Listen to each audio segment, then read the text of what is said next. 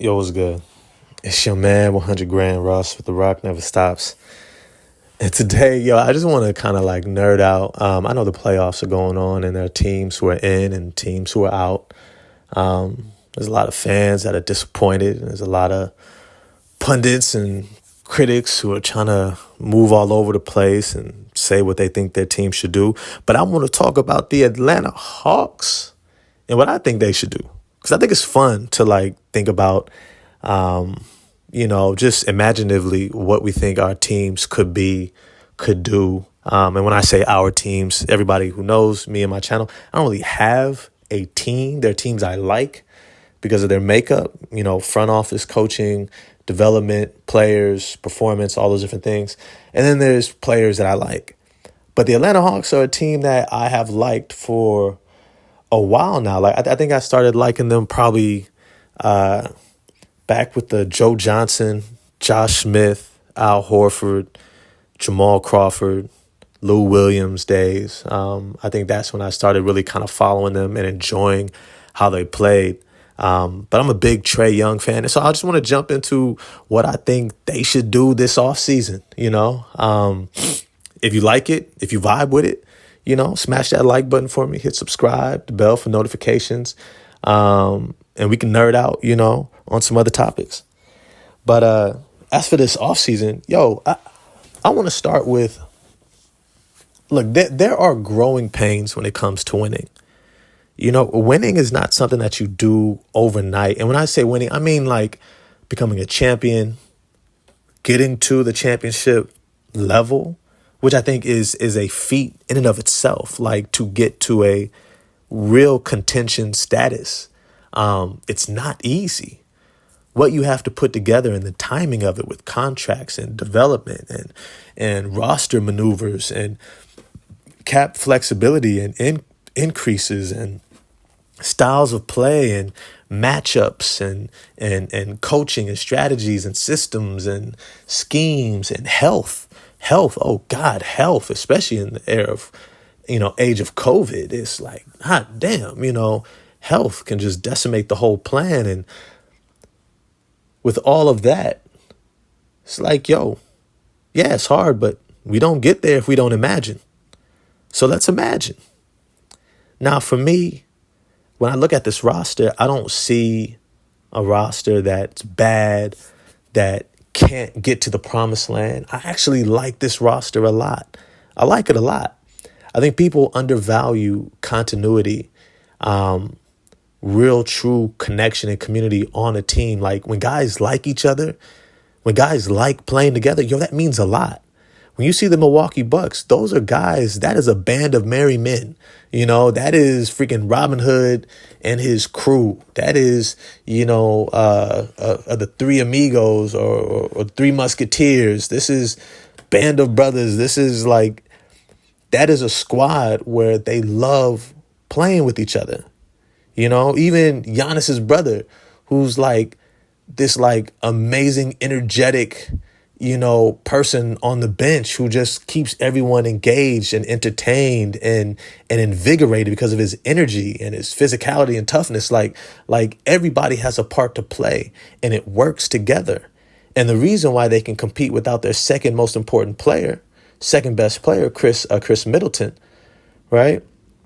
Reason why they can still be at a semifinals level and turning out these great performances without him is because these guys trust each other. They don't just trust each other. They play well together. They fight for each other. They want the best for each other. They cheer each other on. They want each other to succeed. And so they feel confident. And that means a lot when you're playing next to an incredible talent in Giannis Antetokounmpo, right? Like there's this dynamic where many times players shrink playing next to greatness.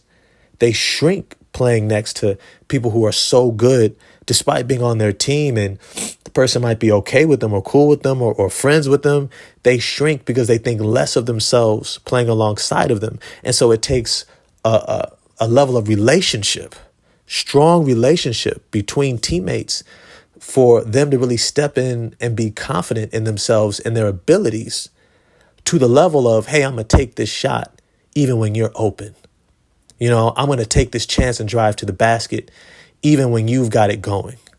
Or we're down, I think I can try this, do this. And that's important because it takes pressure off the main guy. It takes the attention of the defense off the main guy. When we saw in that Bulls series, right, Chris Middleton, he goes down, and then all of a sudden Grayson Allen starts filling it up, right? He's got that confidence because of the culture and the team atmosphere, right? He wasn't scared to step up in that moment. They weren't saying to him, hey, you know what? Pat Connaughton's been here. Know your place. You haven't proven anything. What do you think you're doing? They're like, nah, ball out. Nobody's mad at him. Nobody's hating on him. They want him to succeed. And that's what I think is important to remember with these Atlanta Hawks, is that the Atlanta Hawks are a team that is being built, right? DeAndre Hunter, John Collins, Clint Capella, right? Onyeka Okongwu, right? These guys are a part of a core that is creating a culture. Like Nate McMillan only got there last season, right? Only got there last season, right? It takes years to get your team ready. Look at the Boston Celtics. Got to the Eastern Conference Finals and then been struggling to get back there, right? For how long? Despite having great talent and a core that's intact and guys who've been through the fire together, right? It's not guaranteed. It's not easy. And so there's a process. And so I say embrace the process, the real process, not trying to tank and lose on purpose to get, the talents you think, because while they're trying to get, these transcendent talents, they're passing up on the Mikal Bridges, for Zaire Smiths, and they're passing up on the Jalen Brunsons, for other guys. And now they're scrambling to try to find those same glue guys, right? The process is building a real team, is coming together as a team. And I think that the Atlanta Hawks have a lot of the pieces, right? Now, for me personally, I think that where they're at, they need the right piece. They don't need a lot of new pieces. They just need the right piece. I love DeLon Wright. I love his energy. I love how he plays next to and behind Trae Young. I really like Bojan Bogdanovic. I do think Bogdanovic has to get more consistent. But I think the whole roster does, right? I think John Collins needs to get more consistent. But I think if we see how even he's tracking, right, as he becomes more of a stretch big, right, being able to shoot the three ball with more consistency and volume, right, that's something he's going to evolve into, and he's getting there. His interior defense and rebounding, all these things are invaluable, right? But they need the right piece to add to this. They don't need wholesale changes. Don't get rid of John Collins. That would be the worst move for this franchise right now. Don't get rid of somebody who's been there from the beginning with Trae Young, right? Who Trae Young trusts and they've been in wars together with, right? Remember when they went to the Eastern Conference Finals, it was him and Trae. Everyone else was kind of trying to do their thing, limping along. They were brand new, but him and Trae. Remember when they was still tanking and playing terribly and losing all those games, right? They fought hard and worked hard to get there, and they should have an opportunity to get to the next step together. But then when you look at guys like DeAndre Hunter, and I think this is kind of like the catalyst piece. This is the piece that if he can step into who I think everyone hopes he becomes, I think it can really transform their outlook. And when I say what he can become, I'm talking about a 20-plus points per game scorer who's consistent. He doesn't have to be, Kawhi Leonard.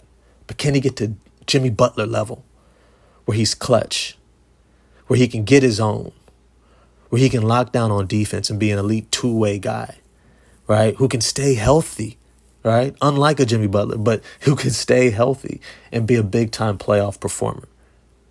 And in that vein, for me, I think that piece, if I'm honest with y'all, and I've been saying this for a minute, is I think that piece is Gary Harris. I think that piece is Gary Harris. Now, I would love for it to be LeGuins Dort in Oklahoma City. I can't remember if he's still under contract or he's a restricted free agent potentially right now.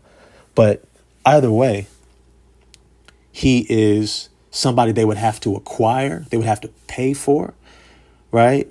Pay a lot of money, and they're already kind of in a cap situation. And I doubt OKC really wants to get rid of him right now. I think they see a starting lineup of Dort, Shea Gilgeous Alexander, and then what's his name, the Aussie Australian who was just drafted. I forget his name. I always forget names, but you guys know who I'm talking about. Josh Giddey, right? I think that's their future projected, backcourt lineup there, and so I don't think he's going to be available. But somebody like Gary Harris, who is battle tested, been in the playoffs, we know he's not that guy who's going to be an elite scorer. But I think he can be a Wes Matthews. I think he can be that 3-and-D guy. I don't think he's going to be an elite 3 guy, but he can be a downright elite defender, guy who moves off the ball, has some ball handling capabilities, and can be that overall glue player, almost like an Aaron Gordon. Right? When you ask Aaron Gordon to give you a whole lot offensively, you tend to be disappointed. But when you sandwich him between Jamal Murray, Michael Porter Jr., Nikola Jokic, and he gets to be this Swiss Army knife type of, classic position, right? He looks amazing. He's amazing. And I think that that's where somebody like Gary Harris lies, is that when you ask him to be more than what he is, especially on the offensive end, that's when you get disappointed, because he's not going to be that efficient, high-level scorer. But if you stick him between other scorers, he can be outright special. I mean, I've seen him defensively locked down with the best of them. And his ability to move off the ball, which is huge when you have a ball-dominant guard, is really important, because what that allows is for you to get easy buckets through facilitation and playmaking when the defense tries to load up on somebody like Trae Young, when all the attention is on him and Gary Harris is backdooring, when he's streaking through the lanes on DeAndre Hunter's drive and is able to get a dump off and a layup, almost like a Bruce Brown, right? You got to have that type of a guy. And I don't think DeAndre Hunter is quite the guy. He has that in his game, but I think you want something different from him. And I think that having another elite defender, especially on the perimeter in that backcourt, really takes a lot of pressure off of Trae Young. It doesn't allow him to get hunted in the same way defensively. And it also allows him to have a backcourt running mate who can take on some ball handling, who can also be relied upon to do the things that we know Trae Young doesn't do, and really you don't want him to have to do. Right? You don't want Luka Doncic to have to be a lockdown or even a super strong, defender, right? Because you ask him to do so much offensively. That's why you need Dorian Finney-Smith. You need Reggie Bullock, right? But when you have Trae Young, you need to have those guys around him, and he doesn't have that. Kevin Huerter, I know a lot of you probably like, well, what about Kevin Huerter? Kevin Huerter's not that guy. Defensively, he's not somebody who's going to grab you the 6-7 rebounds that you need in a big game, or dive on the loose balls, or sprint out in transition just to give the guy with the ball a 2-on-1 instead of a 1-on-1, right? Getting the put-back tip-ins or, backdoor cuts, off of the secondary drive and kick out. He's not that guy who's doing the Swiss Army knife thing, meaning all the other things that really don't show up in the box score, but are really important when it comes to winning, are really important when it comes to creating opportunities and spacing and setting screens for and recognizing, situations, getting the ball to the right guy. Like, that's not who Huerter is. Huerter's the shooter. Huerter's the guy who wants to come in there, get threes up, maybe take a guy off the dribble, do some playmaking. But that's about it. And I don't know if you want him to do more than that. I don't think he's physically built that way. And so for me, I feel like the Atlanta Hawks are in a great position. You've made the playoffs twice. Even when you've had a terrible year. This was a terrible year for the Hawks. And they still made the playoffs. They still made the playoffs. And so if they can get healthy over this offseason, re-sign DeLon Wright, I think they can move on from Danilo Gallinari, because I want to see Jalen Johnson get some playing time. I think he deserves it. His talent deserves it. And I think that Onyeka Okongwu coming back with more shooting ability, which he vowed to. He vowed he was going to come back with a jump shot. I think that that's going to allow him to play alongside of Clint Capella more. And I think you're going to see DeAndre Hunter also get some more, small ball 4 minutes. And I think even Kevin Huerter can play some 3-4 in some situations. And so I think they have more than enough to cover Danilo Gallinari's role. And I think that they're going to benefit from developing Jalen Johnson big time, big time. And I think John Collins healthy, shooting more threes in volume and trying to score more is also going to fill in for that. And they could save the money because releasing him, I think they're only going to owe him like $2 million instead of I want to say like 18 or 20 million that he's due. Somebody can look that up for me. But they're going to save a lot of money on the cap. And I think they can fill in that space admirably. And so, yeah, I think they stand pat, keep their coach because there's not a better guaranteed coach. And you don't want to keep switching up coaches in a star player's young career because it's just a bad sign of organization failure to have a clear vision. You hired Nate. Let Nate grow. Let Nate learn the roster and the guys. Implement his system for year after year and make adjustments. And as long as he continues to learn and grow and improve, keep him. Don't try to hold him responsible for things he can't control. Losing John Collins and Clint Capella is not his fault. And it's going to change everything you do when you lose those guys. All right. When you have major injuries, it's going to change what you do. You can't judge his system based upon that. You have to look at what he's doing within what he can control. And even for just like we have players who develop, coaches develop. And so allow him to learn and grow and this roster to grow together. But I want to know what you guys think. This is a long video. Freak it. I don't care. I'm nerding out. It's the off season. All right. Let me know what you guys think. Atlanta Hawks. What is the move you would like for them to make? Roster wise, if you think the coach needs to change, who would you replace him with? Right? You don't just like remove a coach and then not replace him. Shoot, Mike D'Antoni. Ooh, that could be interesting. I don't even want to put that out there because I like Nate. But yeah, what do you guys think? Holla at me. If you like the video, smash the like button, subscribe, and the bell for notification. And I'm going to get at y'all next time. Peace.